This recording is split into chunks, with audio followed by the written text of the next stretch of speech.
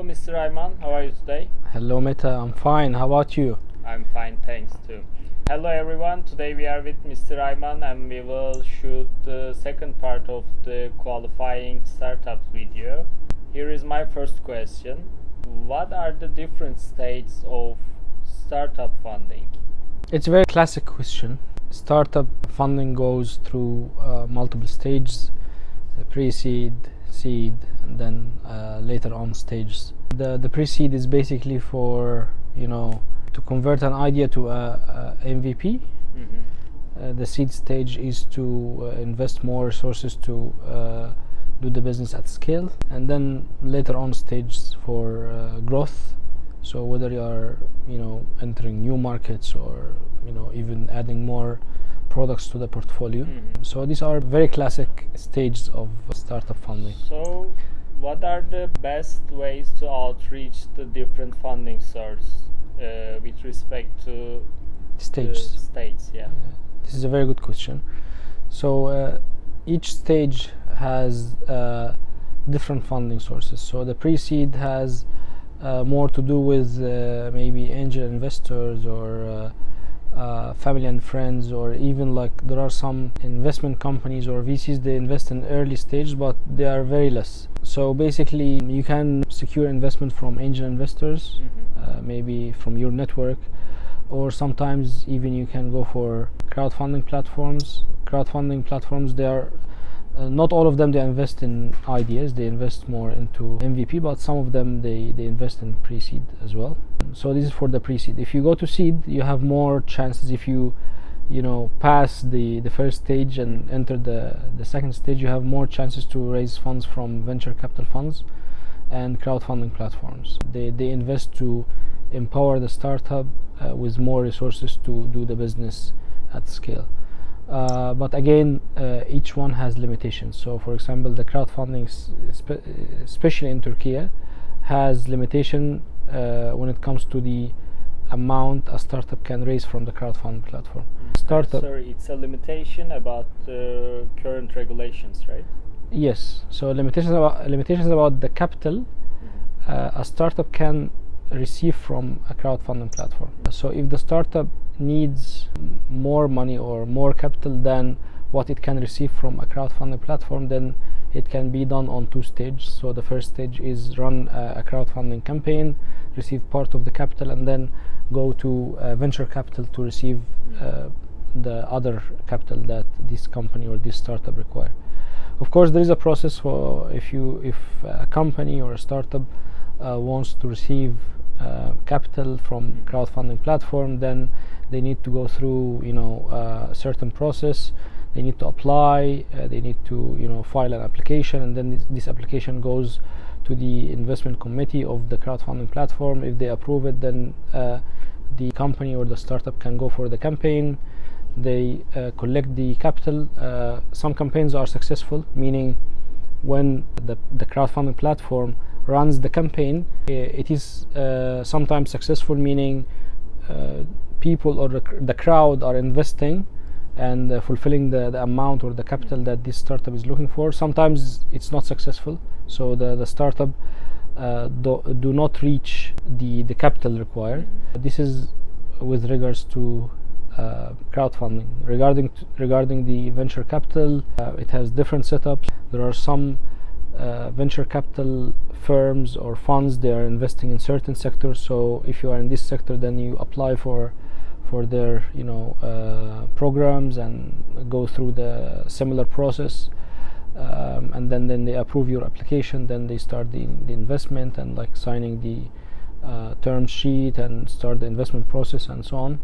So this is basically the second stage, the seed stage. Later on stages, they are a combination between venture capital funds that are concerned with a growth stage or later stage, maybe private equity companies or even investment banks. They invest in later on stages when a company reaches out to certain level. It has different dynamics. In this stage, when a company or startup reaches out to this stage, the investment rounds are more complex and require more, investment structuring activities. Sometimes even those startups, when they reach to later on stage, they got listed on the public market and they go for IPO and so on. So these are all activities that a startup can go through when they reach out to the later on stage. We have talked about the states, but let me ask you, how can startups can use networking and can use their connections to access investment opportunities? It's actually a very good question. The network and networking activities are very crucial in raising funds or fundraising process. A startup can, attend investment events like investment conferences. They can go and knock the door of venture capital funds and build relations. Even if like the time for the next investment round is not up yet, but going early and make some introductions and build connections and network is very important. So when the time comes, when the right time comes, they are ready to perform the transactions. Attending, startup ecosystem events is also important to know more about other startups and how they received funds, from where they received funds. So this gives more insights and information to other startups on how to build connections with financial institutions and investment institutions and so on. And these are all important activities for startups. So of course there are also some networking platforms and market intelligence platforms where startup can network locally or globally through those platforms, or market intelligence where they have access to list of investors or investment groups or investment funds and so on.